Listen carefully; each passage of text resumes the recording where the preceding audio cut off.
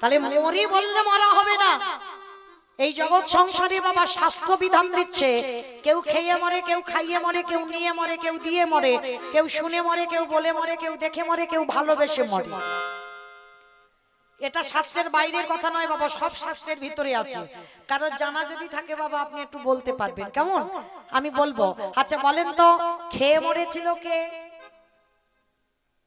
কারো জানা থাকলে বলতে পারবে। বকাসুর। বাহ, খেয়ে মরেছিল বকাসুর, মানে কীর্তন শুনে বকাসুর খেয়ে মরেছিল। কৃষ্ণ গোষ্ঠে গেল আর এমন করে কৃষ্ণকে গিলে খেতে গেল বাবা, বকাসুর হয়ে হরিবল হয়ে গেল। আর দ্বিতীয়টা সবাই বলতে পারবে, খাইয়ে মরেছিল কে? স্তনে বিষ মাখালো, 6 দিনের ছেলে কৃষ্ণ এমন করে টান দিল, পুতনা হরিবল হলো। তাহলে খেয়ে মরলো, খাইয়ে মরলো, নিয়ে মরেছিল কে? আমি অপশন দেব, আপনারা খুঁজে বের করবেন। রামায়ণ। রাবণ। বাহ, রাবণ নিয়ে মরেছিল। রাবণ কি নিয়েছিল? সীতা। নীল বলে রাবণের 1 লক্ষ ছেলে, 1.25 লক্ষ নাতি, বংশে বাতি দেওয়ার মতো কেউ ছিল না। তাহলে খেয়ে মরলো, খাইয়ে মরলো, নিয়ে মরলো, দিয়ে মরেছিল কে? অপশন মহাভারত। দাতাকর্ণ। বাহ, দাতাকর্ণ কি দিয়েছিল? কবচ না, পুত্র নয়, কবচ কুণ্ডল। পুত্র দিয়ে মরেনি, কবচ কুণ্ডল দিল বলে কর্ণ বধ হলো। আজ কবচ কুণ্ডল যদি না দিত, কর্ণ কোনোদিনই বধ হতো না। তাহলে খেয়ে মরলো, খাইয়ে মরলো, নিয়ে মরলো, দিয়ে মরলো, শুনে মরেছিল কে? অপশন মহাভারত। একটু ভাবো, পেয়ে যাবে। শুনে মরেছিল। কি বললো? অশ্বত্থামা হতবানি, ইহাই আমি সত্য জানি, ইতি গজ পড়ে গেল রানে। ইতি গজ পড়ে গেল পুত্রের মৃত্যু সংবাদ শুনেছিল অষ্টগুরু দ্রোণাচার্য, আর দ্রোণাচার্য পুত্রের মৃত্যু সংবাদ শুনে হরিবল হলো। তাহলে খেয়ে মরেছিল, খাইয়ে মরলো, নিয়ে মরলো, দিয়ে মরলো, শুনে মরলো, বলে মরেছিল কে? দক্ষ রাজার 60টা মেয়ে ছিল, 60টার ভিতরে একজন ছিল মা সতী। দক্ষ যজ্ঞ হলো, সব জামাইকে বললো, কিন্তু আমার বাবা শিবকে বলেনি। তা তখন সতী বলেছিল, বাবা তুমি সব জামাইকে বললে, তুমি আমার পাগলটাকে কেন বললে না? বলেছিল দক্ষ রাজা, বলা যাবে না। কেন যাবে না? বলে তোর স্বামীকে যদি বলি ও ভূত প্রেত নিয়ে আসবে, ওই জন্য আমার যজ্ঞ যাতে ভণ্ড হয়ে যায়, ওই জন্য তোর স্বামীকে বলা গেল না। সতী বলেছিল, প্রতিনিন্দা কানে যখন শুনলাম, এই মুহূর্তে আমি আমার দেহ ত্যাগ করব। কথাটা বলেই সতী দেহ ত্যাগ করে দিল। তাহলে খেয়ে মরলো, খাইয়ে মরলো, নিয়ে মরলো, দিয়ে মরলো, শুনে মরলো, বলে মরলো, দেখে মরেছিল কে? হিরণ্যকশিপু। প্রহ্লাদ 5 বছরের ছেলে, প্রহ্লাদকে বলেছিল, প্রহ্লাদ তোর হরি কোথায় থাকে? বলে কেন বাবা, যেদিকে তাকাবো সেদিকে আমার হরি। বলে এই ফটিক স্তম্ভে তোর হরি আছে? বলে হ্যাঁ আছে। ভগবান কতটা ভক্তকে ভালোবাসে দেখেন, রড বালি সিমেন্টের ভিতরে প্রবেশ করেছিল ভগবান শুধু প্রহ্লাদের জন্য। আর যখনই আঘাত করলো, ফটিক স্তম্ভ থেকে বাইর হলো, দেহটা মানুষ, মুখটা পশু। কোন ঠাকুর?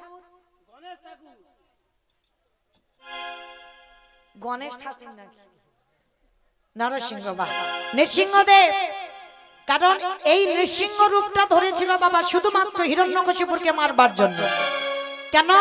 ওই ব্রহ্মা একটা বর দিয়ে রেখেছিল হিরণ্যকশিপুরকে, পুরুষে নয়, নারী নয়, পশুতে কোনোদিন মারতে পারবে না।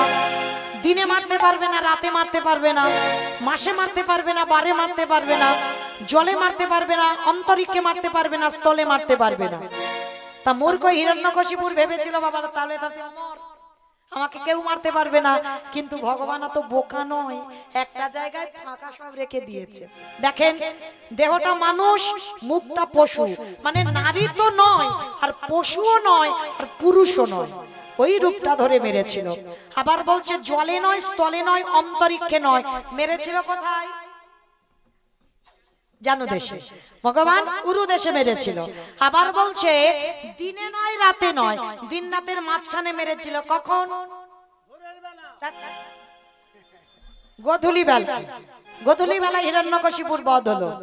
তাহলে আর একটা বাকি আছে, মাসে মারেনি বারে মারেনি। কোন মাসকে মাস বলে না, কোন বারকে বার বলে না? বলো বলো বলো। এই জন্য কীর্তন শুনতে হয়, মানে ছোট মানুষের কাছেও জানা যায়। বৃহস্পতিবার, একজন বলছে বৃহস্পতিবার। হরি বল। তবে মায়েরা যারা যারা শুনে যাচ্ছ বলবে না কাউর কাছে, কেমন? কিন্তু উপায় নেই, এই যে ইউটিউব করছে ওরাই তো বলে দেবে। হরি বল। কারণ সব তো আর বলা যায় না, তবু এরা তুলছে, এদের ভাগ্য ভালো, বলতেই হবে। বলে যখন ফেলেছি, যেটা হচ্ছে পুরুষোত্তম মাস। চলতি কথায় বলছে মল মাস। এই মল মাসটাকে, এই মৌমিতা বলছে না মহাজনগতস্য পন্থা, মহাজনেরা বলছেন মল মাসটাকে মাস বলে না, মল মাসে যে কটা বার পড়বে 12 ধরবে। ওই জন্য হিরণ্যকশিপুরকে আশীর্বাদ দিয়েছিল মাসে মারবে না, বারে মারবে না, আর হিরণ্যকশিপুর বধ হয়েছিল মল মাসে। আর ওই রূপটা দেখলো, হিরণ্যকশিপুর বধ হলো। তাহলে খেয়ে মরলো, খাইয়ে মরলো, নিয়ে মরলো, দিয়ে মরলো, শুনে মরলো, বলে মরলো, দেখে মরলো।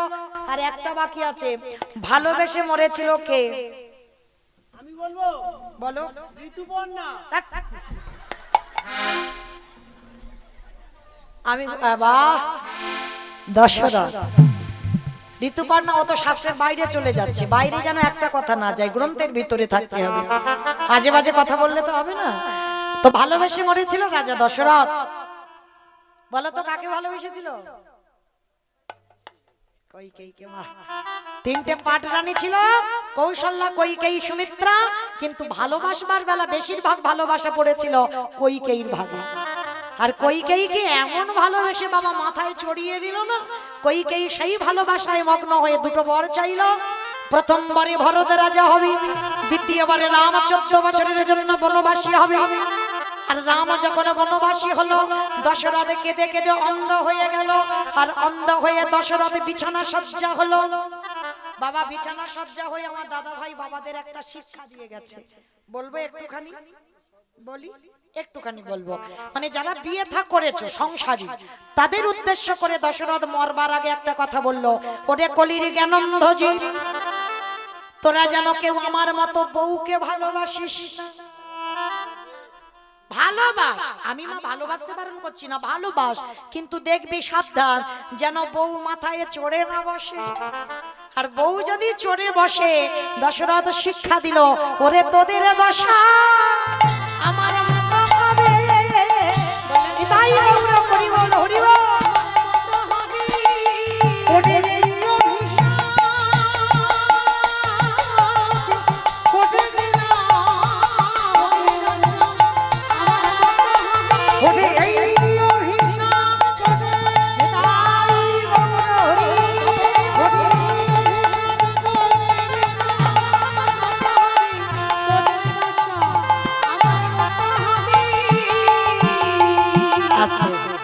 তাহলে জগৎ সংসারে বাবা লক্ষ্য করে দেখেন, এই দশরথ এমন ভালোবাসলো, তাতে পুত্র শোকে অন্ধ হয়ে প্রাণ চলে গেল।